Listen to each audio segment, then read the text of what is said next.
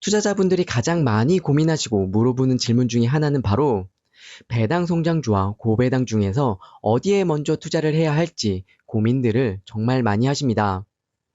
단순히 높은 배당금을 주는 고배당주가 좋을지 아니면 배당금이 꾸준히 늘어나는 배당 성장주가 장기적으로 더 유리할지 저 또한 궁금했었는데요.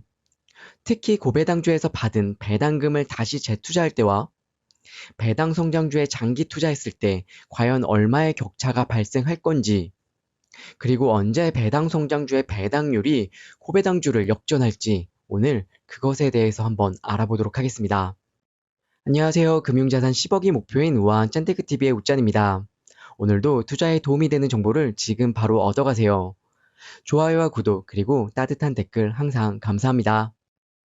먼저 비교 대상의 ETF들을 한번 살펴보도록 하겠습니다. 배당 성장주 대표 ETF는 SCHD로 고배당주 ETF는 제피와 잽큐를 선정해 봤는데요.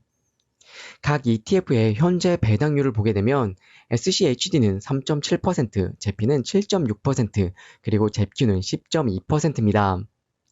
확실히 고배당주들의 당장의 배당금은 훨씬 더 높게 받을 수가 있는데요. 하지만 중요한 건 배당 성장률입니다. SCHD는 약 10.5%의 배당 성장률을, 제피의 배당 성장률은 0.36%로 거의 없다고 보시면 될 것 같습니다. 이 조건으로 계산했을 때 과연 SCHD가 몇 년 후에 제피와 잽큐의 배당률을 따라잡을 수 있을지 계산을 한번 해보았습니다.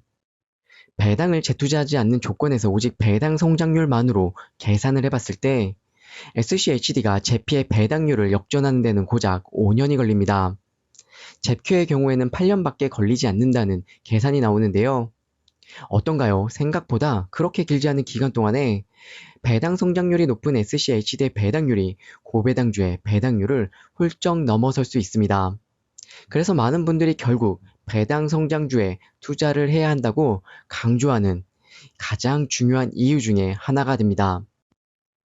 우리가 앞서 보았던 배당률 계산은 한 번에 일시금으로 투자하고 배당을 재투자하지 않는 조건이었습니다. 하지만 많은 분들이 당장 일시금으로 큰 자금을 투자하기는 어렵게 되죠. 우리는 매월 꾸준히 적립식으로 투자하고 받은 배당금도 꼬박꼬박 재투자해야 합니다. 이렇게 되면 복리의 마법이 훨씬 더 강력하게 작용할 수 있기 때문이죠. 두 번째는 바로 배당세 문제입니다. 우리가 배당금을 받으면 15%의 배당세를 내게 되죠. 이 세금을 제외한 배당금을 다시 투자하게 되면 그만큼 복리 효과가 다소 줄어들 수 있다는 점을 우리는 생각을 해야 됩니다.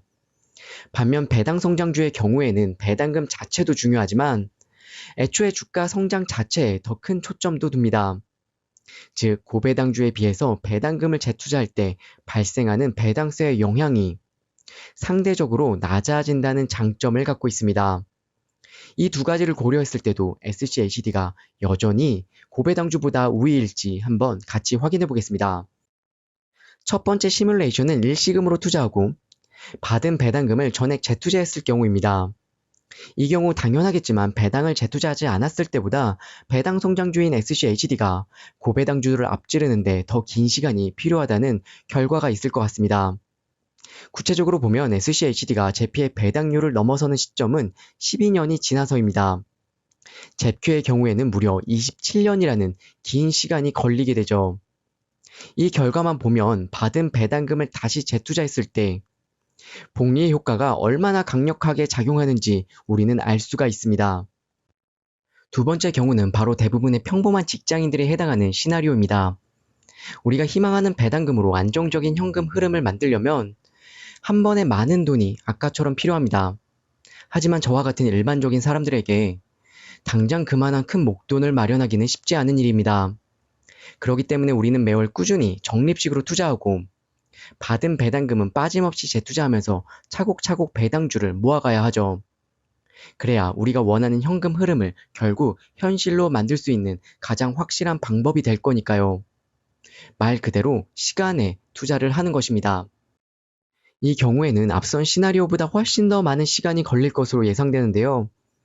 그 이유는 적립식으로 투자할 때마다 신규로 넣는 SCHD의 배당금은 3.7%로 새롭게 시작하기 때문이죠. SCHD가 제피를 배당금으로 앞서 나가는 기간은 무려 22년이라는 긴 시간이 걸리게 됩니다. 제큐의 경우 훨씬 더 긴 31년이라는 시간이 필요하게 되죠. 이렇게 오랜 시간이 걸린다는 결과만 보게 되면 단순히 무조건 배당 성장주가 옳다라고 이야기하기에는 저는 조금 어려운 것 같습니다. 투자자의 목표와 기간에 따라 어떤 전략이 더 효과적일지 신중하게 고민해야 될 이유가 바로 여기에 있는 거죠. 결론적으로 만약 여러분들이 한 번에 많은 목돈을 배당 성장주에 투자할 계획이 아니라면 고배당주 역시 충분히 매력적인 선택지가 될 수 있다는 이야기입니다. 물론 시간이 흐르면 흐를수록 배당 성장주 쪽에 무게가 실리는 것은 사실이지만 매월 꾸준히 적립식으로 투자할 우리에게는 당장 높은 현금 흐름을 주기 어려운 배당 성장주 대신에 높은 현금 흐름을 제공하는 고배당주 또한 무시할 수 없는 매력을 갖고 있다는 겁니다. 이렇게만 보면 평범한 사람들에게는 당장 높은 현금 흐름을 주는 고배당주의 매력이 훨씬 더 크게 느껴질 수도 있습니다. 하지만 우리는 단순히 배당금만 보고 끝낼 것이 아니라 총 자산의 성장이라는 더 큰 그림도 함께 신경 써야 합니다. 배당 성장주는 당장의 아주 높은 배당을 포기하는 대신에 주가의 안정적인 성장까지 함께 기대할 수 있는 강력한 장점을 가지고 있기 때문이죠.